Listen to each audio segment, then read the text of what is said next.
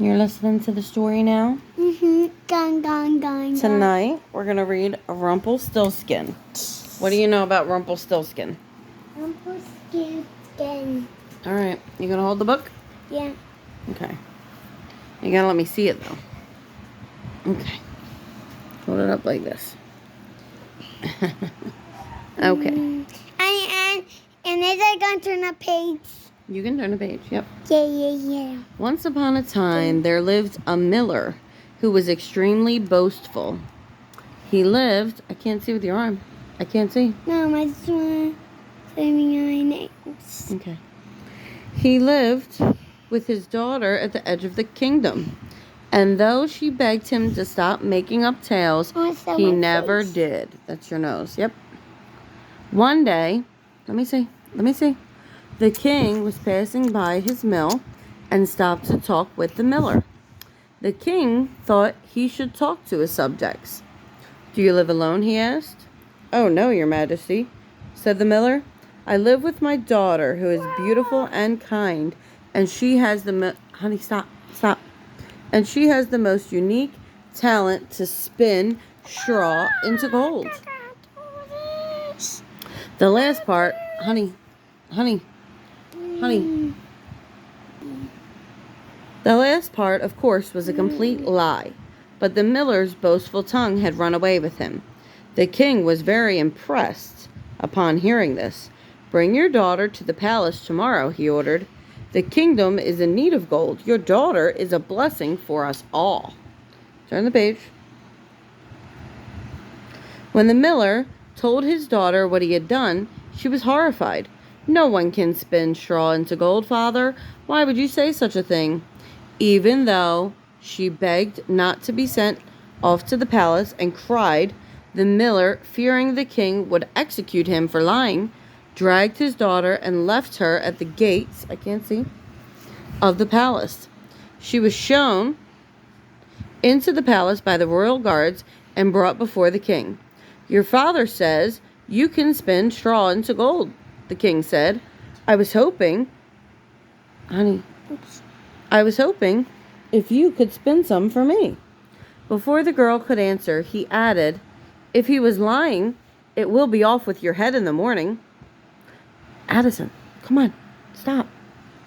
My dad do like this? I can't see. The girl grew even more frightened now. She was taken to the dungeons and locked there with a pile of straw.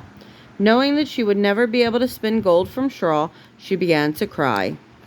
"Don't cry, girl," said a small voice. "I'll help you." The miller's daughter stopped crying. Can you turn the page?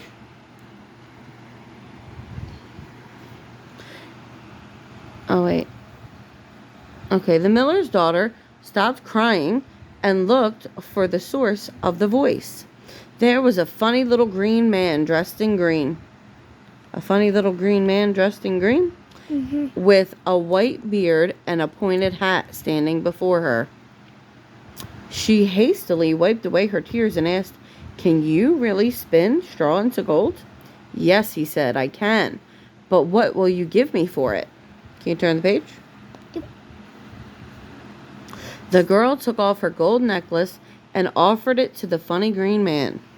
He pocketed it and sat down at the wheel. All night long the girl watched in amazement as the little man spun all the straw in the room into gold. When morning broke, the king himself came to find her, and surprised but pleased to see the gold. She was locked the same night. Hold on. I got like a hair. Is that your hair in my mouth? She was locked the same night in yet another dungeon with an even larger pile of straw. Believing there was no saving her now, the girl began to cry. The little green man appeared again and said, "I can help you, but what shall you give to me?" "I have nothing to give you except my pearl ring," the girl said. She took it off her finger and offered it to him. Can you turn the page? Good job. He pocketed it once again, spun all the straw into gold, and when the king found her again with the gold, Addie, stop. His greed only grew. He ordered her to be locked up into a dungeon with an even larger pile of straw.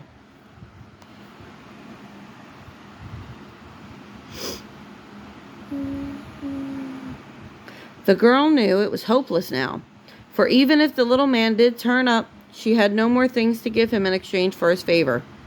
"Why are you always crying?" the little man asked, when he found her sitting in the corner weeping away. "Because I have no more things to give you.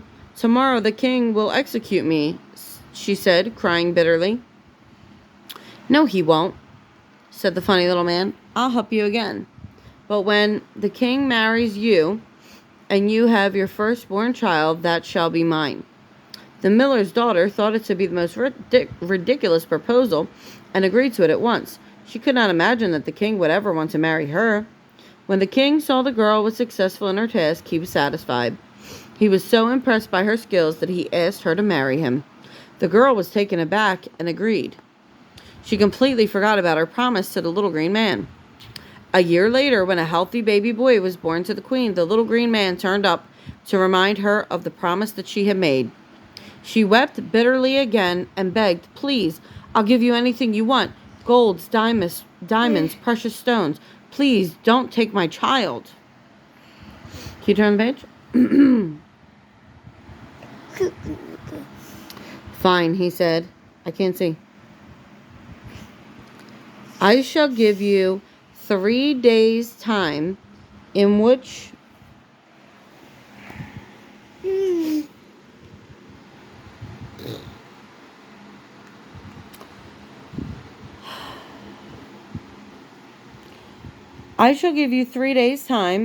you'll have to tell me my name.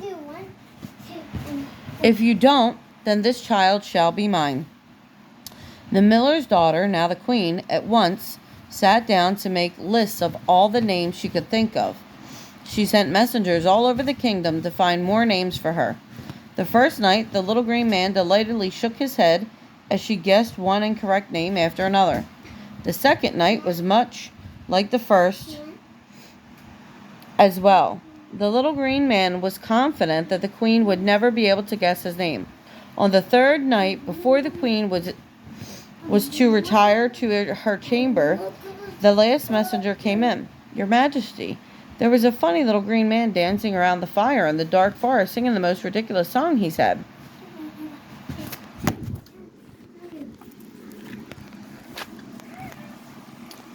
Gotta love 4-year-olds. "Oh, what was the song?" asked the queen. Today I bake. Tomorrow the fair queen's child I'll take. My body's small and my legs are thin. My name is Rumpelstiltskin."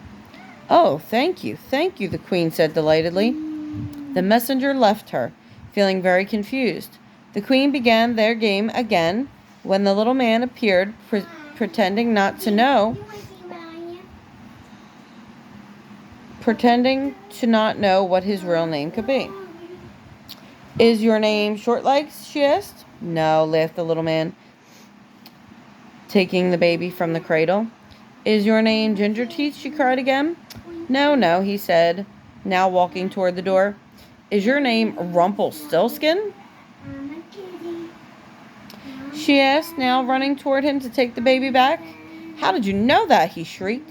As his whole body contorted with rage, the queen held her baby back in her arms and watched Rumpelstiltskin disappear forever. She told the entire story to the king, who was relieved that his wife and child were safe. He even forgot to be cross with the miller for telling him such a horrible lie. So the king lived in his palace with his queen and their little boy happily ever after. The end. Good night. Good night, babies. Gymnastics at bedtime.